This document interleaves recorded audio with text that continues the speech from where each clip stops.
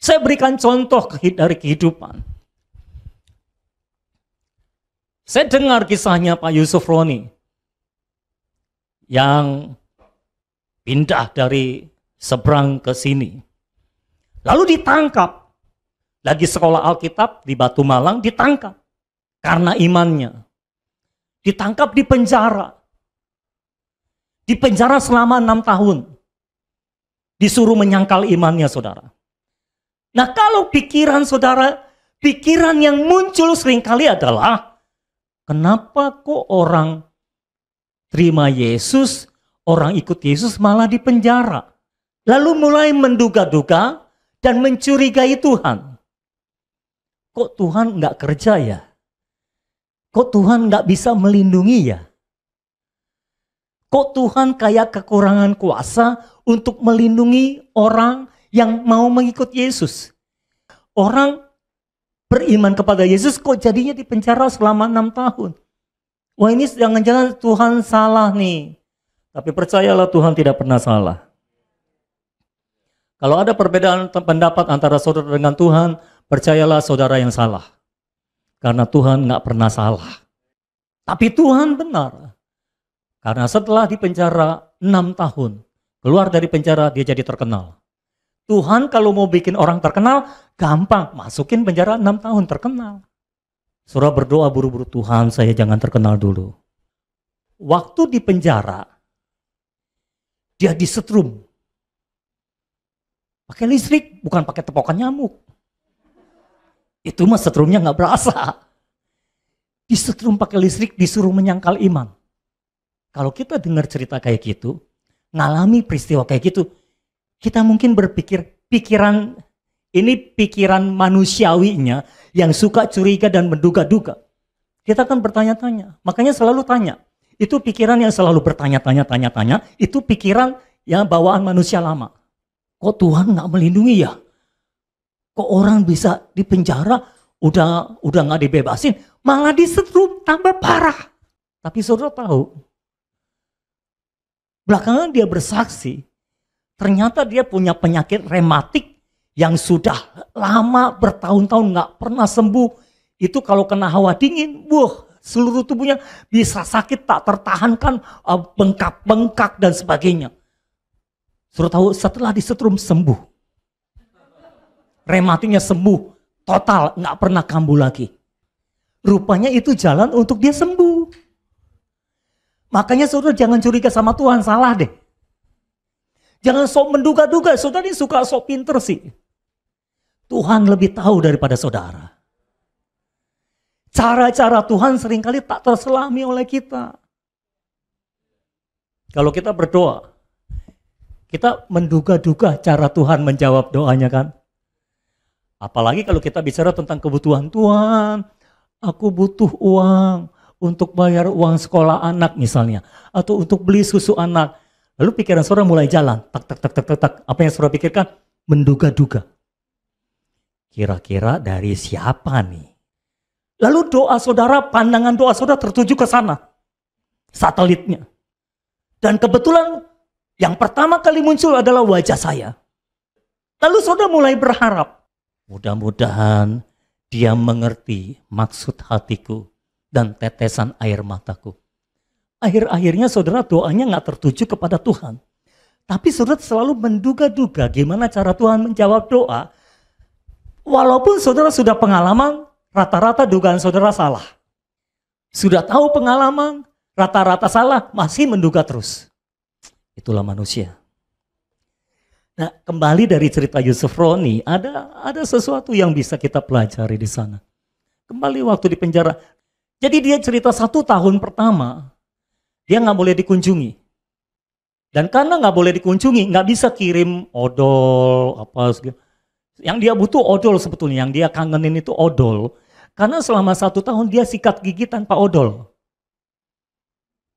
Dan sikat giginya sudah kemana-mana. Itu kalau sikat gigi gusinya bisa sampai berdarah gitu. Bahkan tanpa odol saudara. Selama 1 tahun dia nggak pernah sikat gigi pakai odol. Tahun kedua boleh dikunjungi. Tapi itu pun nggak boleh orangnya, cuma boleh barangnya. Jadi dititipin gitu barangnya. Nah mulai tahun kedua dia dikirimin odol yang sudah dia kangenin. Wah dia bersyukur banget melihat odol kembali saudara. Dan itu hari dia bisa sikat gigi pakai odol. Masalahnya adalah dia satu penjara nggak sendirian. Dia kepala tahanan. Jadi kepala sel gitu ya saudara. Karena katanya di dalam sel itu kalau orang yang paling lama ditahan itu yang jadi kepala sel. Jadi kalau saudara mau jadi pemimpin sel harus lama. Harus lebih lama ditahannya. Ingat cerita Yusuf? Yusuf jadi kepala sel kan? Kepala kamar tahanan itu. Karena dia lebih lama. Juru minuman, juru roti baru kan? Yusuf jadi kepala tahanan karena lebih lama. Jadi kalau mau jadi kepala sel harus lebih lama ditahannya saudara. Dia jadi kepala tahanan, lalu ada dua di bawah dia di dalam penjara. Minta odol juga. Jadi dia sharing odol sama mereka. Karena sharing jadi cepat habis. Cuma seminggu habis odolnya. Kan nggak bisa komunikasi karena nggak boleh ada handphone. Dia cuma bisa berdoa. Tuhan tolong supaya ada yang kirim odol. Supaya bisa sikat gigi pakai odol lagi.